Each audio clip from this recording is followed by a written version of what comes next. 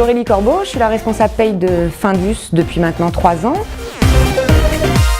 Je suis issue de l'IGS également. J'ai fait le second cycle et le troisième cycle. Je suis passée par une phase très généraliste dans mon ancien emploi et j'ai choisi de m'orienter sur du pure paye et de vraiment centraliser mes missions sur cet aspect des ressources humaines. Alors, quand on fait de la paye, on va d'abord réaliser le bulletin de salaire, ce pourquoi le salarié vient travailler, et on est aussi obligé d'appliquer les contraintes législatives, toujours dans l'optique de les optimiser, pour réduire les risques qui peuvent peser sur l'entreprise.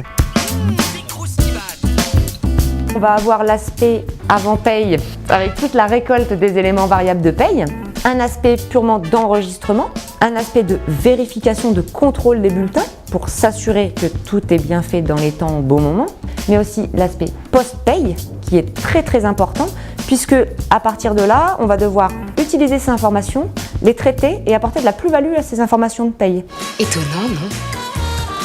En même temps, pas tant que ça. Moi, j'apprécie énormément aussi l'aspect prise de décision grâce aux informations qui sont issues de la paye. Stratégie, purement diminution de risque, assurer un reporting et des outils d'aide à la décision qui permettent aux différents membres du CODIR, aux différents intervenants dans l'entreprise, de prendre les bonnes décisions au bon moment. La paye, on est quand même en contact avec toute la société. Les salariés, les managers, on a un gros lien avec les comités de direction. On a tout un aspect aussi, relations internes mais relations externes. On va devoir être en relation avec par exemple l'URSSAF, puisqu'on doit payer toutes les charges sociales qui en découlent, avec la mutuelle également, avec la retraite. Pour moi, on est vraiment au cœur de l'entreprise. En France, c'est vrai que nous avons un bulletin de salaire qui est un peu incompréhensible. Donc du coup, on a aussi cet aspect très pédagogique où on doit simplifier et banaliser le bulletin de salaire. Pour moi, ce qui est très important aussi, c'est que les salariés n'aient aucun doute sur leur bulletin de salaire. Ça, c'est un risque qui doit être complètement mis à zéro. On ne peut pas avoir de la suspicion sur des bulletins de salaire. On a ce lien particulier avec les gens où on est aussi là pour les aider dans les problèmes de la vie, dans tous les aléas de la vie. Ça fait partie de mon rôle d'aider les salariés à trouver des solutions dans leurs problèmes quotidiens à ce niveau-là.